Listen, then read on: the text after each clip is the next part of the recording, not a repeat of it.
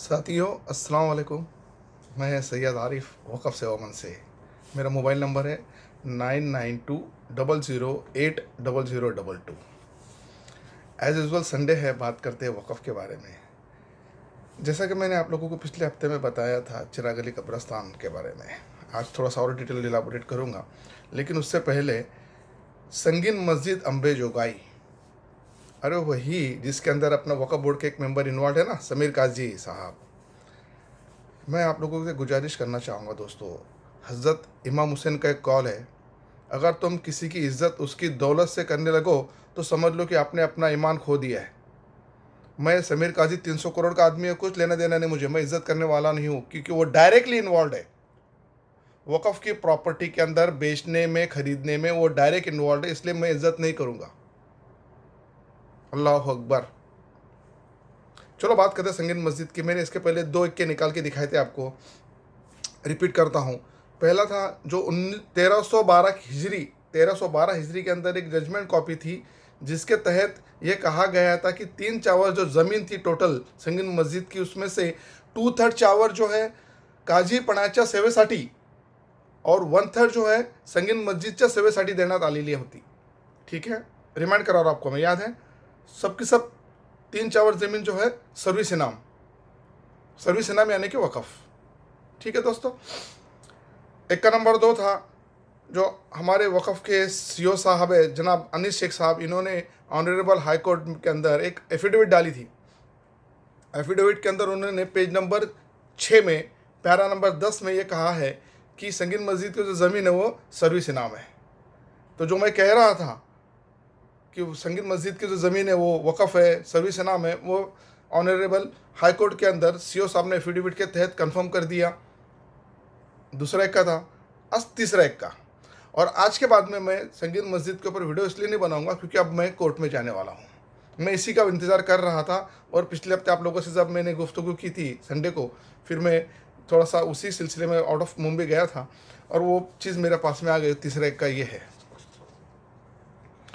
ये तुम्हारा वक़फ़ केंद्रीय वक़फ़ परिषद यानी कि सेंट्रल वक़फ़ काउंसिल दिल्ली, इसका लेटर आ गया है मेरे पास में, दिनांक 4 अप्रैल 2022 का है। ये इन्होंने लिखा है, सीओ को लिखा है, हिंदी में है क्योंकि सेंट्रल गवर्नमेंट के सारे करस्पॉन्डेंस आजकल हिंदी में होने लगे हैं, आपको पता होगा। उन्होंने सीओ को लिखा है और प्रति दिया है श्रीमती जयश्री मुखर्जी IAS इधर, और ये इधर मेरा नाम है आरिफ अली महमूद अली सैयद। ठीक है दोस्तों, सीओ को लिखा है और नीचे लिखा है। इसके अंदर उन्होंने मेरे जो डिटेल लिखा, लास्ट के अंदर उन्होंने पैरा नंबर 2 क्या लिखा है, अंततः आपसे अनुरोध है कि सेंट्रल वक़फ़ काउंसिल सीओ से क्या कह रहा है, मैं पढ़ रहा हूँ। अंत आपसे अनुरोध है कि इस मामले में वक़फ़ संपत्ति की सुरक्षा सुनिश्चित करने के लिए, फिर पढ़ रहा हूँ, अंततः आपसे अनुरोध है कि इस मामले में वक़फ़ संपत्ति की सुरक्षा सुनिश्चित करने के लिए विधिवत कार्यवाही कर सर्व संबंधित को सूचित करें। मुझे मालूम है अभी ये होने के बाद में, ये जिन जिन लोगों ने पैसे खाए हैं ना, पैसे, जो लोग करप्शन में इन्वॉल्व है ना, वो कुछ नहीं करेंगे, मुझे मालूम है। ये मैं हाई कोर्ट के अंदर कहूँगा कोर्ट को कि सर मैं आपके पास में इसलिए आया हूँ कि इन सबको मैंने कम से कम दोस्तों साथियों 10 लेटर लिखे हैं मैंने सबको, किसी का कोई रिस्पॉन्ड नहीं आया मेरे को सिवाय CM साहब के यहाँ से और ये दिल्ली से। सब सोए हुए, क्यों ये आप जानते हो, बेहतर जानते हो, कहाँ कितने कितनी थैली पूछी, ये भी मेरे पास में रिकॉर्डिंग है, रिकॉर्डिंग किसने पहुँचाई है। इसके लिए मैं समीर काजी के खिलाफ, उसके पार्टनर के खिलाफ ED, इनकम टैक्स, GST सब जाने वाला हूँ, और ओपनली बोल रहा हूँ, सबके सामने बोल रहा हूँ, गवाह है ना आप लोग, मैं डाला सैयद आरिफ है ना, कंप्लेंट करेगा, सबको लेके जाऊँगा उसके अंदर। मेरे पास में सबूत है कितना पैसा किसको कब कहाँ दिया गया, कैसे दिया गया। दोस्तों ये हाईकोर्ट में जाने के लिए मेरे पास में रास्ता है कि सब इतने सब होने के बाद में भी हमारी महाराष्ट्र वक़फ़ बोर्ड सोया है, सोने दो उनको, वो अपना काम करने के लिए आते हैं। तुम्हारे और मेरे काम करने के लिए वक़फ़ बोर्ड कभी बैठा नहीं, कभी बैठने वाले नहीं, कुछ नहीं करने वाला है, ध्यान लीजिएगा। उन्हीं के बीच में ये समीर काजी मेंबर बन के बैठता है और वो लोग बैठने देते हैं। इससे आप समझ सकते हो कि कौन कितना इन्वॉल्व है। ठीक है, चलिए ये बता दिया मैंने आपको। मेरा एक का नंबर तीसरा, इसी के लिए मैं वेट कर रहा था। अब समीर काजी संगीन मस्जिद की और मेरी लड़ाई कोर्ट के अंदर होगी इंशाअल्लाह ताला। दुआ कर रहा दोस्तों कि सच्चाई की जीत हो, सच्चाई की जीत हो। ठीक है, अल्लाह अकबर। ये समीर काजी के लिए मैं कहना चाहूँगा, हम आईना है, आईना ही रहेंगे। हम आईना है, आईना ही रहेंगे। फिक्र वो करे जिनके शक्ल में कुछ और दिल में कुछ और है। मिस्टर समीर काजी, पानी अगर शांत है ना, पानी अगर शांत है तो गहराई से मजाक नहीं करते हैं। कल जो तुमने छिछोरापन किया ना, कल तुमने और तुम्हारे पार्टनर ने जो मेल मुझे भेजा, अरे वो डॉक्यूमेंट मेरे है और तुम मुझे मेल करके भेज रहे हो। सीओ की जो एफिडेविट हाईकोर्ट के अंदर है वो मैंने पिछले टाइम में बता दिया, तो मुझे भेजने का मतलब क्या आता है? छिछोरेपन मत करो, बी मैच्योर्ड। ठीक है दोस्तों, इतना बोल के मैं थोड़ा सा बाहर आता हूँ और मैं आपको वक्फ बोर्ड के जो सीईओ है जनाब अनीस शेख साहब, इनके बारे में बताना चाहूँगा आपको। इनका अपॉइंटमेंट ऑलरेडी मैंने इसके पहले भी कहा था, सेक्शन 23 के तहत हुआ है। चेयरमैन साहब, विद ड्यू रिस्पेक्ट आपसे एक छोटी सी अपील करना चाहूँगा मैं। सेक्शन 23 क्या कहता है, जरा साथियों में पढ़ रहा हूँ आपके साथ में सामने। सेक्शन 23 कहता है, appointment of chief executive officer and his term of office and other conditions of service. ठीक है, तो क्योंकि ये सीओ है, फुल टाइम सीओ, इनका अपॉइंटमेंट सेक्शन 23 के तहत हुआ है। सेक्शन 23(1) क्या कहता है, that is very important. Chairman साहब please, there shall be a full time chief executive officer of the board who shall be a Muslim and shall be appointed by the state government by notification in the official gazette from a panel of 2 names suggested by the board. ये important पढ़ो, who shall not be below the rank of deputy secretary to the state government. Who shall, कौन? Who shall not be below the rank of deputy secretary to the state government. जब आपने अनीस शेख साहब को as a CEO appoint किए थे तो क्या वो डिप्टी सेक्रेटरी के रैंक में थे? No, he has retired. तुमने रिटायर्ड आदमी को अपॉइंट किया है सर। तो ये जो कहता है लाइन है ना, ये लाइन बहुत इंपॉर्टेंट है और इसी को तहत मैंने ऑलरेडी ऑनरेबल हाईकोर्ट के अंदर एक पिटीशन डाली है और इस सीईओ की अपॉइंटमेंट को चैलेंज किया हूँ। और ये उसके बारे में मेरे पास में सेंट्रल वक्फ काउंसिल का ये लेटर भी है सर। ये कॉपी भी निकाली है मैंने, ये तारीख है 9 नवंबर 2021 का लेटर है सर। ये मुखर्जी मैडम को लिखा हुआ है, मुखर्जी मैडम को लिखा 9 नवंबर का लिखा हुआ है। इसके तहत उन्होंने कहा है कि जो सेक्शन 23 है वो 23 बहुत स्पेसिफिक कहता है, who shall be not below the rank of the deputy secretary under the state government. Sir आपके पास में महाराष्ट्र में अगर नहीं है तो आप थोड़ा सा जागरूक हो जाओ। इंडिया के अंदर दूसरे स्टेट में देखो, जो सीईओ है ना वो आईएएस ऑफिसर भी है और आईपीएस भी है, एडिशनल चार्ज में बैठे हुए, देख लीजिए आप। और आपके वक्फ बोर्ड के एक बोर्ड मेंबर के साथ मैं खुद कहीं पर गया था जहाँ से ये मेरे पास में एक लेटर भी था जो मैंने कंफर्म कराया था आपके एक बोर्ड मेंबर को कि 5 नाम सजेस्ट हो गए, 5 नाम लीगल डिपार्टमेंट से सजेस्ट हो गए। क्यों आप लोग नहीं चाहते किसी मतलब अच्छे आदमी को बिठाने का? हाँ, अगर आप लोगों की नीयत अगर कहे कि ठीक है करप्शन होने दो, गलत काम होने दो, तो फिर बात अलग है। लेकिन वाकई में चेयरमैन साहब अगर चाहते हैं कि सोसाइटी के अंदर एक अच्छा काम हो, सोसाइटी को एक अच्छा मैसेज मिले, क्योंकि आप पढ़े लिखे डॉक्टर हो अल्हम्दुलिल्लाह, मैं आपको बहुत रिस्पेक्ट करता हूँ क्योंकि आप पढ़े लिखे इंसान हैं। जाहिल को समझाने के लिए 10-10 लेटर लिखना पड़ते हैं, लेकिन आप माशाल्लाह डॉक्टर हो तो डेफिनेटली आप समझोगे। इस सेक्शन को समझ लीजिए सर। आप आपके किसी मेंबर को जो न्याय विधि से आया है उसको पूछो लेके गया था कि नहीं लेके गया था। मैं एक बड़ी अथॉरिटी के पास में कंफर्म करवाया था कि नहीं करवाया था। 5 names has been recommended by so and so department to your मंत्रालय as a Waqf CEO from the judicial department. ये मैं आज ओपनली बता रहा हूँ आपको। मैं क्यों आप उसको उन लोगों में से किसी एक को लेते हो और क्वालिफाइड आदमी को, सिविल जज को नहीं बिठाते हो? हम चाहते हैं कि आपके पास से कुछ अच्छे रिजल्ट डिलीवर्ड हो सर। अभी तक लेकिन उसका हुआ नहीं है। ठहर, आपके पास में वक्त भी अभी कम मिला है, लेकिन चूंकि आप मतलब कि अल्हम्दुलिल्लाह रमज़ान के बाद में ध्यान देंगे। चिराग अली कब्रस्तान पे बात करते हैं। चेयरमैन साहब, चिराग अली कब्रस्तान की हेयरिंग आपके पास हो गई है, जजमेंट के लिए रखा है sir, with due respect. Judgment बनाने के लिए कितना वक्त लगता है? कितना वक्त लगेगा? 2 दिन, 8 दिन, हफ्ता, 2 हफ्ते? सर क्या इसके अंदर कोई सेटिंग हो रही है, सेटलमेंट हो रहा है, नहीं हो रहा है तो सर फिर डिलीवर द जजमेंट। सर आपको इस पार या उस पार, जजमेंट में तो क्या मतलब कि हाँ या ना।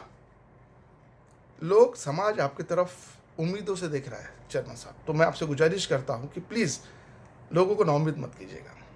शुक्रिया जनाब। साथियों दोस्तों, हम अभी चेयरमैन साहब से अपील कर रहे थे, सीओ के बारे में बात कर रहे थे। ये सीओ तो वैसे भी इसके इतने कंप्लेंट आए मेरे ख्याल से मेरे लाइफ के अंदर सबसे वर्स्ट अगर कोई सीओ होगा तो ये अनीस शेख है। इसकी कंप्लेंट मैं शॉर्टली पुलिस में कर रहा हूँ सेक्शन 101 के तहत। ये भी आज बता देता हूँ, लेटर भेज दूंगा, बता दूंगा आप लोगों को। बिल्कुल कलम उठाओ, कलम की ताकत आप लोग जानते नहीं दोस्तों। कलम की ताकत बहुत बड़ी ताकत होती है। बड़े बड़े लोग जो आते हैं, गवर्नमेंट बदलती है, तो मेहरबानी करके ताकत बदलो। चलो चिरागली कब्रस्तान शोलापुर की बात करते हैं। ये जो चिरागली कब्रस्तान के जो मुतवल्ली लोग हैं, इन लोगों के ऊपर तो FIR भी है, काफ़ी पुलिस कंप्लेंट्स है लोगों के खिलाफ। अरे शोलापुर वालों, आप लोग मतलब कि मेरे वीडियो देखते हो, फिर मुझे बोलते हो कि सही है साहब, ऐसा है वैसा है। मैं रिस्पेक्ट करता हूँ, मैं बहुत खुश हूँ कि आप लोगों ने मेरी वीडियो को, आधा घंटे की वीडियो को 1000 से ज़्यादा बार देखा। अल्हम्दुलिल्लाह, आज रियल में सर झुका कि आप लोगों को शुक्रिया अदा करता हूँ। आप लोगों के कमेंट्स को मैं पसंद करता हूँ, मुझे एतराज़ नहीं है क्या लिख रहे हैं आप, लेकिन आप कलम कब उठाओगे, कब उठाओगे? शोलापुर की ज़मीन आपकी थी, आपकी है और आपकी रहेंगी। मेरे जैसे लोग तो सिर्फ आपको जगाने के लिए आएंगे। मुझे क्या लेना देना, मैं तो नासिक का रहने वाला हूँ, मुंबई में रहता हूँ, मुझे शोलापुर से कुछ लेना देना नहीं है। मैं तो चाहता हूँ कि मुसलमानों की, जो शोलापुर वाले लोग हैं, उनकी ज़मीन उनको उनके इस्तेमाल के लिए मिलनी चाहिए। ये मेरा इंटेंशन था, है और इंशाल्लाह आगे भी रहेगा। लेकिन आप लोगों को फील्ड में आना है, आपको लोगों को ग्राउंड लेवल पर आना है, आपको कलम उठाना है। आपको बताता हूँ मैं, शोलापुर के अंदर जो चिरागली कब्रस्तान है, उनके मुतवल्ली के ऊपर कितने केसेस रजिस्टर्ड है। ये पहले एक कॉपी मेरे पास में है। ये माहितीच्या अधिकार के अंदर श्री अब्दुल तौफिक आर शेख, ये रहने वाले 135 भवानीपेट चाटला चौक शोलापुर के रहने वाले हैं। इन्होंने ये FIR अपने RTI के अंदर इंक्वायरी मांगी थी, डिटेल मांगी थी, उसका कॉपी है। ये लेटर है 4 दिसंबर 2017 का। कब का है? 17 का, दिसंबर 17 का है ये। वरिष्ठ पुलिस निरीक्षक साहब की सही, जोड़ भावीपेट पुलिस थाने शोलापुर, ये उनका सिग्नेचर भी है। ठीक है जनाब। इसके अंदर उन्होंने क्या कहा है, बहुत इंपॉर्टेंट है सर। आप शोलापुर वालों प्लीज़ सुनिएगा।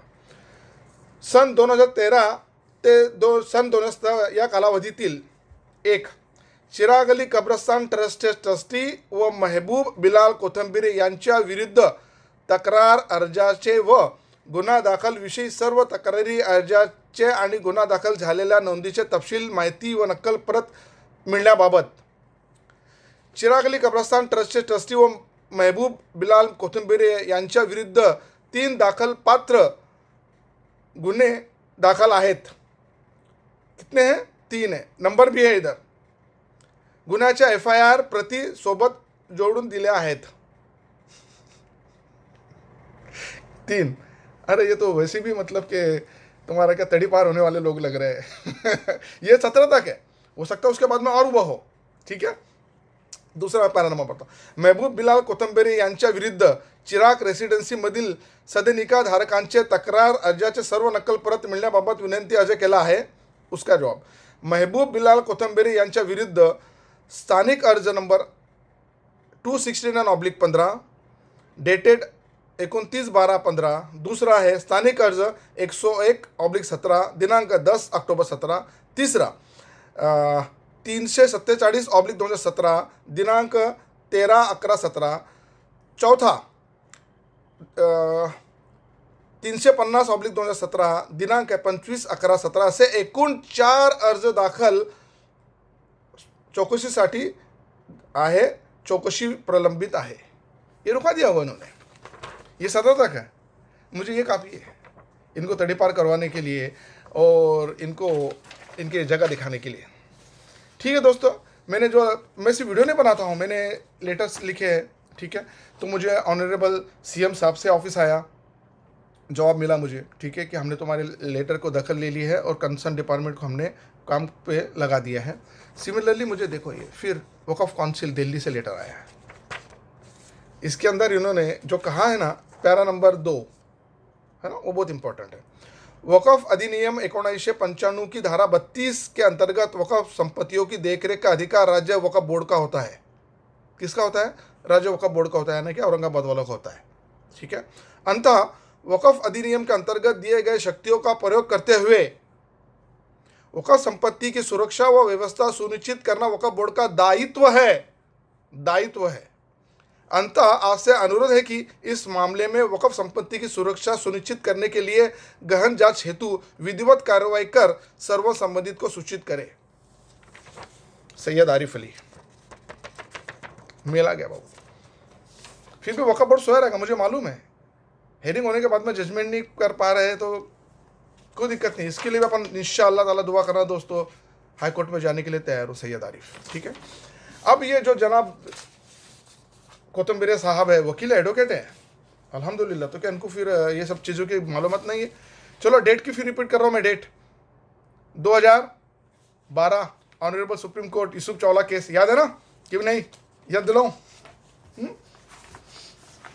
वो जजमेंट लेके बैठा हूँ पैरा नंबर 31। ओके, डेट है 11 मई 2012। पढ़ के दिखाता एक बार मत फिर से आपको। Accordingly, at this stage, we direct that in relation to Waqf properties distinct from trusts created by Muslim, all concerned, including the Charity Commissioner Mumbai, shall not permit any of the person in management of such Waqf properties either encumber or alienate any of the properties under their management till a decision is rendered in the pending special due petition. Altamash Kabir साहब यहाँ पर तब उस वक्त supreme court के chief justice थे। इसके पहले भी high court honourable supreme court के अंदर उन्होंने एक जजमेंट डिलीवर किया था जॉइंट बेंच थे, जब चैटर्जी साहब के साथ में था, शिरडी लाल मिश्रा के केस में, वंस वक़ाफ ऑलवेज वक़ाफ।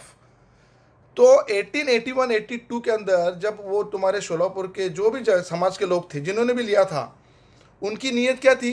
1881 में कब्रस्तान, ठीक है, कब्रस्तान डीम्ड वक़फ है ना, सेक्शन 3 के तहत वंस वक़ाफ ऑलवेज वक़ाफ। चिड़ीलाल मिश्रा का जजमेंट अप्लीकेबल हो रहा है कि नहीं हो रहा है? अब इन्होंने जो प्रॉपर्टी बेचे है उसके लिए ये जजमेंट सुप्रीम कोर्ट का लागू हो रहा है कि नहीं हो रहा है? ये लोगों के ऊपर तो ऑलरेडी एफआईआर रजिस्टर्ड है, कंटेम्प्ट ऑफ सुप्रीम कोर्ट हो रहा है कि नहीं हो रहा है? दोस्तों वकील साहब आपकी सनद जरा संभाल के रखिएगा, मिस्टर कोतम्बिरे। ठीक है दोस्तों, ये सुप्रीम कोर्ट का जजमेंट को जरा अपन साइड में रखते हैं।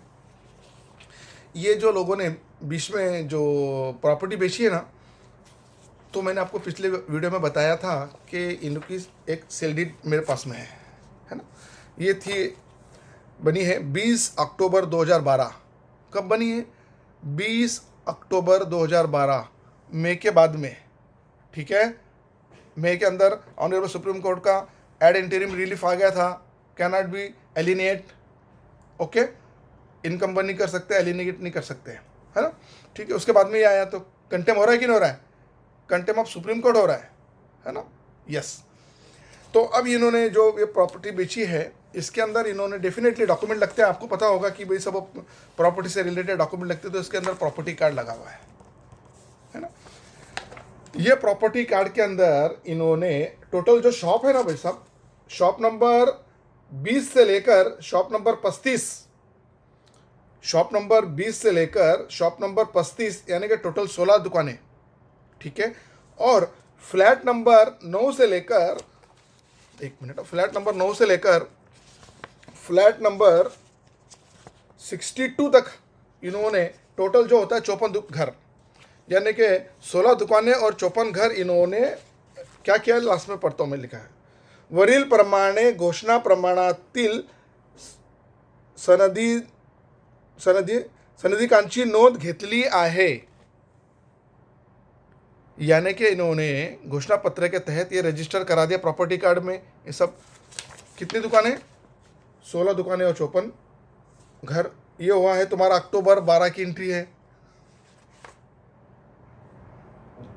ठीक है सर दोस्तों, होता है। इसके बाद में ये प्रॉपर्टी कार्ड को मैं थोड़ा सा और इलाबोरेट करता हूँ और बताता हूँ, बाद में निकाला मैंने ये। तो इसके अंदर जो एंट्री मेरे पास में आई है ना, 17 तक एंट्री आई है। मई 12 का ऑनरेबल सुप्रीम कोर्ट का कंटेम हो रहा है। 13 के अंदर आप लोगों को पता होगा कि सेक्शन 101 आ गया था, इंट्रोड्यूस हो गया था सितंबर 13 के अंदर, जो अमेंडमेंट आए थे वक़फ़ के अंदर, बेच नहीं सकते, एलिनेट नहीं कर सकते। ठीक है, उसके बाद में कितने खरीदी खत किसको किसको किया वो नाम पढ़ रहा हूँ मैं। वो इसलिए नाम पढ़ रहा हूँ मैं इनकी सारी खरीदी खत को मैं चैलेंज कर रहा हूँ साथियों। लेने वाला और देने वाला दोनों के दोनों सेक्शन 52A क्या कहता है, जो को भी लेने वाला देने वाला, बीच में दलाली भी रहेगा ना, दलाल भी, हु एवर इन्वॉल्व्स, ठीक है। तो जिन्होंने भी लिया है मैं उनसे गुजारिश करता हूं कि आपका हार्ड अर्न मनी है, आप अपने अच्छे लीगल एडवाइज़र के पास में जाके कंसल्टिंग करो सर, मुझसे बात कर सकते हैं, मुझसे डॉक्यूमेंट ले सकते हैं, और अपने पैसों को आप ऐसा जाया ना करें मेहरबानी करके, क्योंकि आपके जो जितने भी सेल डीड है मैं चैलेंज करने वाला हूँ, सब के सब नल एंड वाइट पूरा लीगल है, सब कैंसिल कराऊंगा इंशाल्लाह ताला, क्योंकि इन्होंने जो काम किया है सब गलत काम किया है। परमिशन ही नहीं था, ना सुप्रीम कोर्ट ने मतलब अलाउ किया था, ना ही एक्ट ने अलाउ किया था, उसके बाद में भी तुम लोगों ने रजिस्टर्ड किए, कितने किए वो तो आपको मैंने बताया कि दुकानें कितनी रजिस्टर्ड है और घर कितने रजिस्टर्ड है। दुकानें टोटल 16 है और घर 54 है, फ्लैट्स है ना। उसके अलावा ये एंट्री यहाँ पे आपने देखा ना, यहाँ पे ख़त्म हो रही है। उसके अलावा मार्च 13 देने वाले का नाम है चिराग अली कब्रस्तान ट्रस्ट तर्फे वाहिद इसहाक माडी यांनी खरेदी दिली, ठीक आहे। कोणाला दिली? ज्ञानेश्वर शशिकांत हेडे आणि दुसरं सौ स्मिता ज्ञानेश्वर हेडे यांना दिलेली आहे। तर हेडे साहेब तुम्ही जरा तुमच्या वकिलांना भेटा आणि जरा मुझे माहिती घेऊन टाका, ठीक है। दूसरा मई 13 के अंदर ये साहब ने मृगेंद्र वीरभद्र चडचनकर और उमा मृगेंद्र चडनकर को दिया है, ठीक है। 2 अक्टूबर 13 के अंदर इन्हीं जनाब ने शुभांगी मुकुंद मोरे और मुकुंद हरिहर मोरे इनको दिया है। ये सब रजिस्टर्ड है, ये मैं तुमको प्रॉपर्टी कार्ड की एंट्री बता रहा हूँ। 14 नवंबर 13 को ये साहब ने सचिन श्याम बाबू अग्रवाल को दिया। बाद में फिर 14 नवंबर 13 को इन्हीं साहब ने सौ सरोज श्याम बाबू अग्रवाल को दिया। फिर 8 जनवरी 2014 को इन्हीं साहब ने रमेश चंद्रकांत रेवजे को दिया है। अलग अलग एरिया है, ठीक है। बाद में खरीदी दिया है इसाक साहब ने सौ स्मिता राजकुमार पाटिल को। फिर दिया है 3 मार्च की एक एंट्री है अविनाश मनोहर बनसोड़े। फिर मार्च की एंट्री है ये माडी साहब ने दिया है आरिफ अब्दुल गफूर जमादार, ठीक है साहब। फिर 14 की एंट्री आई है साहेब अली मौला साहब कनकाड़। फिर एक और एंट्री खरीदी दिले नाम ये कल्पना अन्ना साहेब गिरम। फिर है अन्ना साहेब तमप्पा गिराम। सब ऐसे जो टोटल है ना, ये टोटल एंट्री जो है ऑल टुगेदर 24 की है, 24 है टोटल 24। वहाँ पर 16 दुकानें, 54 घर और ये 24। आप समझ सकते हो कितने इन्होंने खरीदी दी है 13 के बाद में। सब के सब टोटल इलीगल है, सब इलीगल है। सबको चैलेंज कर रहा हूँ मैं, कर चुका हूँ मैं। आप लोगों को गवाह रखने के बाद में मैं बता रहा हूँ। ये सब लोगों से मैं गुजारिश करता हूँ, आप लोगों के सबके नाम है, इतने सब नाम लेते रहूँगा तो वक्त लग जाएगा, लोग भी बोर हो जाएंगे। तो मैं नहीं चाहता हूँ कि सबके नाम लूँ। मैं सब अपने मेहरबानी करके 13 के बाद में जिन जिन लोगों ने खरीदी ली है उनसे हाथ जोड़ के अपील कर रहा हूँ कि आप अपने वकील के पास जाके कंसल्टिंग करो और बोलो कि सैयद आरिफ बोल रहा है कि ये प्रॉपर्टी टोटली वक़फ़ की थी, वक़फ़ की है, वक़फ़ की रहेंगी। ये लोगों ने जो बेचा है तो कहाँ से लाया। अच्छा दोस्तों, एक और बात इसके अंदर बताना चाहूँगा मैं। ये खरीदी खत के अंदर शोलापुर महानगर पालिका की बांधकाम परमिशन है। अब मुझे मालूम नहीं कितनी सच्ची है कितनी झूठी है, मैं नहीं बोलता इसके बारे में, क्योंकि इसके बारे में मैं तहकीकात अभी तक किया नहीं हूँ। लेकिन चूँकि कापी लगी है तो कापी कब की है ये, इसका परवाना क्रमांक है 1062। शोलापुर महानगर पालिका का परवाना क्रमांक है 1062। तारीख मई 12 सितंबर 13, याद है ये तारीख है 7 अक्टूबर 2010। परमिशन पहले मिली इन्होंने, ठीक है दोस्तों। मैं इसको चैलेंज अभी क्या नहीं कि मुझे इसके सर्टिफिकेशन निकालने पड़ेंगे, सब देखना पड़ेगा कब का क्या है मुझे नहीं मालूम है। लेकिन इन्होंने लगाया है, सच्चा है झूठा है जो भी है मैं बोलूँगा, जो है वही बोलूँगा। 2010 इधर लगा ही मैंने मानी है, ठीक है। लेकिन बेशक कब उन्होंने बनाया कब है मुझे मालूम नहीं है। परवाना मैंने इसके पहले बोला था कि परवाना नहीं है, लेकिन ये परवाना इधर लगाया है तो परवाना की वेरिफिकेशन बहुत ज़रूरी है, क्योंकि वो उधर कॉर्पोरेशन का जो रिजोल्यूशन है उन्होंने कहा कि परवाना नहीं है, है ना, ठीक है। जो उन्होंने मतलब एक किसको दिया था, तुम्हारे लेटर दिया था। दोस्तों ये सब कहते हुए मैं आप लोगों से बताना चाहता हूँ कि ये जो मुतवल्ली है इनके बारे में कहूँगा मैं, जाने किसका हक दबाकर घर में दौलत लाए हो, जाने किसका हक दबाकर घर में दौलत लाए हो, फर्जी मुतवल्ली हो तुम, फर्जी मुतवल्ली हो तुम, फिर भी इस्तीफा लाए हो। हद हो गई है यार, क्या क्या कर रहे हो मुतवल्ली साहब यार, क्या कर रहे हो, किसके लिए कर रहे हो, आखिर आप किसके लिए कर रहे हो। अरे शोलापुर वालों, आप लोगों से हाथ जोड़ के अपील करता हो यार, कलम की ताकत को पहचानो यार, कलम से लिखना सीखो। तुम मुझे बोलते हो, मुझे लिख रहे हो, ऐसा एक तुम्हारे कन्सेप्ट पोलीस स्टेशन में दोनों की आमच्या माहितीप्रमाणे चरागली काप्रसांच्या मुतवल्ली लोकांनी वकफच्या प्रॉपर्टी बरोबर का बेकायदेशीरपणे कारवाई केली, कामं केलेली आहेत। आपल्याला विनंती आहे की आपण याच्या इंक्वायरी करावी। इतना लेटर तो डालो, इतना डाल नहीं सकते क्या? अगर नहीं डालते तो फिर आपको बोलने का भी कोई अधिकार नहीं, फिर शांत हो जाओ। फिर ऐसे लोग तुम्हारे पर आकर राज करेंगे। न जाने कैसे कैसे लोग छुप के ऊंची ऊंची हस्ती में, न जाने कैसे कैसे लोग छुपे हैं ऊंची ऊंची हस्ती में, न जाने कैसे कैसे लोग छुपे हैं ऊंची ऊंची हस्ती में, जैसे सांपों के सरदार बसे हो इंसानों की बस्ती में। ये मुतवल्ली को बोल रहा हूँ मैं। क्या क्या करके रखे हैं यार, क्या क्या करके रखे हैं। और साथियों, मैं आप लोगों से कहना चाह रहा था कि ये सब होने के बावजूद भी आप लोग चुप बैठे हो। मुझे यकीन नहीं हो रहा है कि आप लोग ऐसा क्यों चुप बैठे हो। आपके बीच में आप लोग एक ग्रुप बनाओ, ग्रुप बनाने के बाद में आप एक तहरीक चलाओ, और ये प्रॉपर्टी को बचाने के लिए आप क्या बेस कर सकते हो करो। आपको क्या मदद की ज़रूरत है, सैयद आरिफ मौजूद है। मुझे शोलापुर में ना रहना है, ना बसना है, ना प्रॉपर्टी बनानी है, ना बिजनेस करना है, कुछ भी नहीं करना है। हाँ, आप लोगों का हक को आप दिलाने के लिए जो मदद की ज़रूरत है, सैयद आरिफ आपको मदद करने के लिए तैयार है, बशर्ते इनिशिएट आपको करना है, ठीक है। क्योंकि आप शोलापुर के हो, आपके लिए आपको जानना है। अल्लाह ताला ने किसी के ज़रिए 1881-82 के अंदर आपको इतनी बड़ी ज़मीन कब्रिस्तान के लिए दिला के दी थी।